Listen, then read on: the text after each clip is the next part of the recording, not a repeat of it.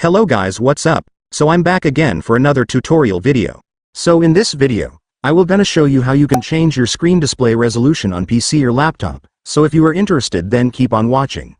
But before all that, if you are new to my channel consider to like and subscribe for more videos like this, and also, you can comment down below if you have something that you want me to make a tutorial about. So without further ado, let's start the tutorial. So to change your screen display resolution on PC or laptop, it's actually pretty easy. Just follow what I'm gonna do. So for the first step, I want you to go to your device settings, so just search for settings on Windows search bar and then open it. And once you've opened your settings, next, I want you to go to System. And then click Display. And here on the Display section, just scroll down a little and then you will now see the resolution option right here.